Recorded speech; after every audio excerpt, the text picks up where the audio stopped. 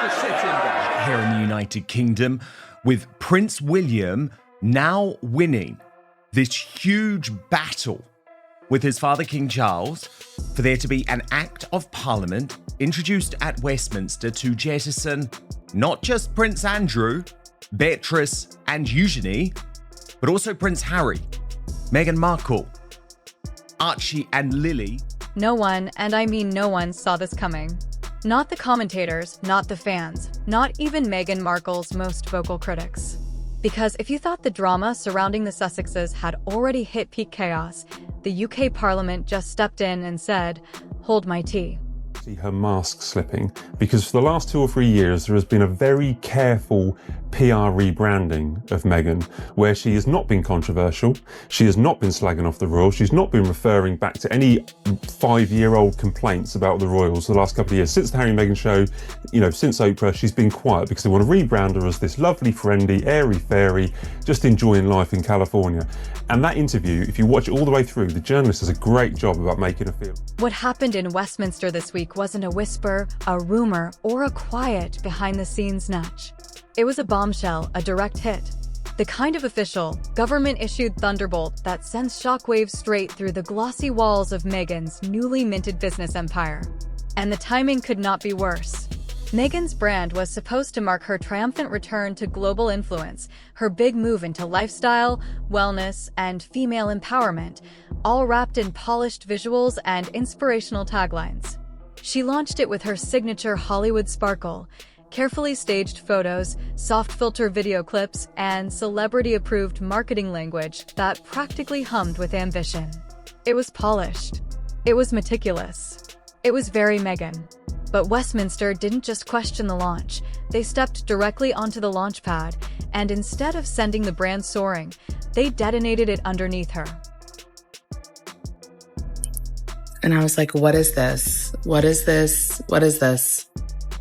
It all started when a cross-party committee quietly began reviewing the legal framework surrounding businesses run by members of the royal family or former members who still publicly use their titles. And when the review reached Meghan's brand, eyebrows reportedly hit the ceiling. Because her empire wasn't just using her Duchess title, it was practically built on it. And in Parliament, that's a problem. One senior MP said, off the record, of course, that Meghan's branding was tiptoeing on the edge of constitutional exploitation. Another MP didn't bother whispering, calling it a gross misuse of the Duchess identity for commercial gain. And just like that, the debate went public. Within hours, Parliament officially announced a review into whether non-working royals should be allowed to use royal titles to market or promote private businesses. They didn't mention Meghan by name, but they didn't have to. Everyone knew exactly where the spotlight was aimed. Social media exploded. The tabloids lit up. Even American outlets jumped in. It was like someone dropped a match into a room full of fireworks. And here's what makes this bombshell so dangerous for Meghan. Parliament isn't just discussing guidelines. They're discussing restrictions, actual legal limitations on how a duchess, especially one living overseas, can use her royal styling for profit. In other words, they're coming for her branding, the very foundation of her new business identity. My husband and I were in an overall deal with Netflix, and then not dissimilar to Higher Ground and the Obamas deal, once that had come. While the review is still in progress, leaks from Westminster insiders have painted the picture in bold, unmistakable strokes. The committee is deeply uncomfortable with Meghan Markle's fusion of royal prestige and commercial ventures. They see it as a dangerous blurring of lines, one that threatens not only the monarchy's integrity, but also the fairness of UK commercial regulations. And here's the harsh part, they're calling this a priority review. Translation: this isn't some back-shelf political exercise. They want action, and they want it soon. Meanwhile, across the ocean in California, Meghan and her team were reportedly blindsided. A source close to her described the mood as intense, frustrated, and deeply offended. Meghan allegedly feels targeted, unfairly singled out, and, according to one insider, sabotaged at a crucial moment. Of course, her supporters rushed to defend her, calling the parliamentary review xenophobic, petty, and an intentional attempt to undermine a successful woman of color. But critics fired back just as forcefully. This isn't about Meghan, one MP declared during a late-night parliamentary Q&A. This is about protecting constitutional integrity. And the debate? It took on a life of its own. By midweek, commentators were openly questioning whether Parliament was inching toward broader reforms that could eventually include stripping certain royals of their styling entirely. That's when the narrative turned even darker. Because if the review concludes that Meghan's Duchess styling is incompatible with her business operations, she may be asked, politely or not, to stop using it in commercial settings altogether. Which, let's be honest, would land like a meteor. Her brand is woven around the Duchess identity. The royal connection isn't a subtle undertone, it's a defining feature. Removing it would require an entire rebrand. Name, marketing, identity, everything. And Meghan knows it. Insiders say she has spent the last 48 hours in continuous crisis meetings while her legal team drafts responses and prepares official statements. Advisors are reportedly split. Some want to push back publicly and aggressively. Others want a diplomatic approach. And a few are quietly whispering that maybe, just maybe, the Duchess styling should be phased out before it becomes a legal battlefield she can't win. But Meghan isn't backing down. Not yet. Those close to her say she's furious at the idea that a government she no longer represents, a monarchy she detached herself from years ago, still has the power to dictate how she builds her business. And then there's Harry. Oh, Harry. I never really understand what all this fuss is about anyway, because Harry Sources describe Prince Harry as conflicted and deeply uncomfortable. He understands Parliament. He understands the crown. He understands the rules. Even if he no longer lives under those rules, they were carved into his upbringing, into his bones, practically. He reportedly warned Meghan months ago that using the Duchess branding commercially would attract scrutiny. He didn't anticipate this level of scrutiny, but he did know it wouldn't be smooth sailing. Now he's caught in the emotional no-man's land he hates most, torn between loyalty to his wife and the lingering loyalty to the institution he left behind, but never truly escaped. And while Meghan gears up for battle, Harry is staring down the possibility that Parliament's review could reopen old wounds about duty, identity, and the messy, painful cord tying him to the monarchy he walked away from. Because this isn't just a parliamentary review. This is Parliament reminding the Sussexes loudly that no matter how far they move, no matter how many deals they sign, no matter how big their American empire grows, the crown still casts a long shadow. A very long shadow. And Meghan's business empire may be standing directly in it. Inside Montecito, sources say the tension is palpable. Meghan has reportedly been pacing the living room late into the night, phone in hand, scrolling through news coverage, parliamentary announcements, and social media reactions. Every headline, every tweet, every subtle jab felt like a personal attack. And to be fair, in her eyes, it kind of was. Her legal team has already begun drafting a potential lawsuit, arguing that the UK Parliament has no right to interfere with a private citizen's commercial enterprise, even if that citizen once held a royal title. Meghan's camp is framing it as discrimination, as unfair targeting, a battle between an ambitious woman and a centuries-old institution that refuses to modernize. Meghan Markle's as-ever catastrophe is far worse than... But the reality outside those California walls is brutal. Legal analysts and former parliamentary aides are unanimous. Meghan Markle has no easy path to victory. They argue that Parliament isn't overstepping, it's simply reinforcing long-standing rules about how royal branding and public office intersect. In other words, Meghan's high-profile lawsuit could be a PR disaster before it even reaches court.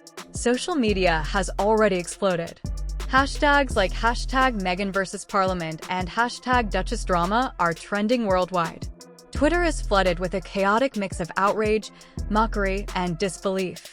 One viral post reads, "You can't sue Parliament for enforcing rules your title already implies. Good luck with that, Duchess." Another meme shows Meghan standing triumphantly on a pile of her own business logos while Parliament is depicted as a tiny, unimpressed judge wagging a finger. Insiders say Meghan is both defiant and furious. She reportedly called her advisors into an emergency video conference, insisting, "We fight. We don't bow. They can't dictate my empire. I won't let them take this away from me." Her voice, according to sources, was sharp, controlled, but layered with something heavier, a mixture of fear and sheer adrenaline. And Harry? He was in the next room, visibly overwhelmed. While Meghan's mind raced with lawsuits, branding strategies, and media responses, Harry reportedly sat quietly, scrolling through news articles, trying to process the fallout. Staffers say he looked worn down, frustrated, and deeply sad. It was the first time anyone had seen him so completely consumed by Meghan's battles and by the wider fallout from leaving the monarchy. Every headline, every attack, every implication. The legal, constitutional, and public realities are impossible for him to ignore. He knows the British media will frame this as a feud with Parliament, with the palace quietly cheering on Meghan's challenges. Because in their eyes, this is exactly the kind of drama that validates years of criticism about the couple's overreach. The combination of public scrutiny and political pressure has created a pressure cooker inside Montecito. One staffer described the scene. "You could feel the tension in the air. Meghan's plotting the next move. Harry's trying to figure out how to calm everything down. It's like living in a storm that won't pass." Meanwhile, across the Atlantic, London is buzzing. Political commentators are analyzing every angle. Could Parliament actually force Meghan to stop using her Duchess title commercially? What legal precedents exist? Could this reshape the rules for all former royals with public-facing businesses? Some pundits argue this could set a massive precedent for future royal exits. Others speculate it's simply a warning shot, a reminder that titles are privileges, not tools for personal profit. The palace, as expected, remains publicly silent.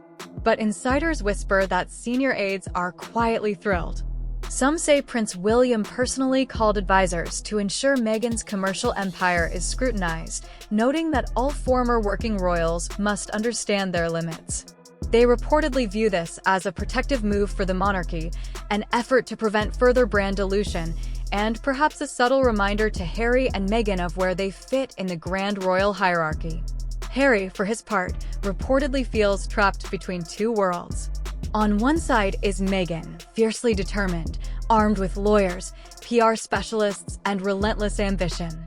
On the other is the monarchy he once served, a country he still loves, and a legacy he helped build, particularly through the Invictus Games, now being dragged into a political and legal whirlwind he cannot control. "I've never seen him like this," one Montecito aide said. "He's not angry at Meghan. He's worried for her, for the children, and for himself."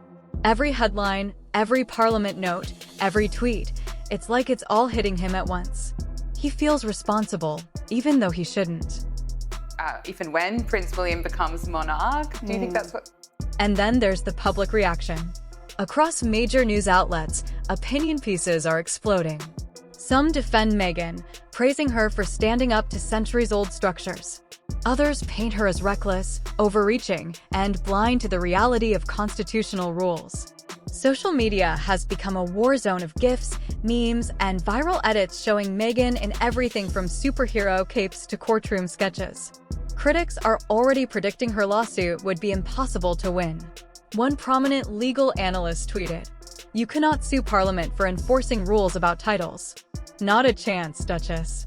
Another posted a side-by-side image of Meghan's business logo and Parliament's emblem with the caption, "David versus Goliath, but Goliath has lawyers." The backlash is intense, and the Sussex camp reportedly feels the weight of every single opinion piece. At home, Harry's sadness is quietly growing. He's watching Meghan, determined and unyielding, but he's also seeing the rising storm, the legal threats, the political pressure, the relentless media coverage. Staffers report that he's withdrawn, spending hours alone reflecting, pacing, or scrolling through news feeds. The sheer magnitude of the situation seems to be catching up to him. There's a heaviness to him, an aide revealed. It's not just about Meghan's fight. It's the media. It's the monarchy. It's public perception. It's everything. He wants to step in, but he knows there's a limit to what he can do. He's overwhelmed. And it's clear, this is more than a business dispute. It's personal. It's emotional. It's deeply symbolic. Meghan sees it as a challenge to her autonomy and success. Harry sees it as a collision of loyalty, love, and legacy. Together, they are navigating a storm that mixes politics, monarchy, media, and global public opinion, a storm with no clear path to resolution. As the news continues to break, one thing is obvious. Nothing will be simple. Meghan will not back down. Harry will not leave her side. But whether Parliament, the media, or public perception will allow them to weather this storm is anyone's guess. In Montecito, the couple is bracing for what's next. Legal briefs are being drafted, PR strategies overhauled, and media frenzy intensifying. But beneath it all, Harry's quiet sadness remains the sadness of a man caught between worlds. A wife he loves, a brand she's building, a monarchy he once served, and a public that no longer fully embraces him. And in that quiet, overwhelmed sadness, you see what no headline can fully capture: the human side of a story that has become larger than life, more complicated than any business dispute, and far more personal than the public will ever truly understand. The UK Parliament may have dropped a bombshell, but for Harry and Meghan, it's not just a headline. It's the beginning of a battle that touches every part of their world. And while Meghan prepares to fight, Harry prepares to endure, holding on to the hope that love and loyalty can somehow navigate the storm.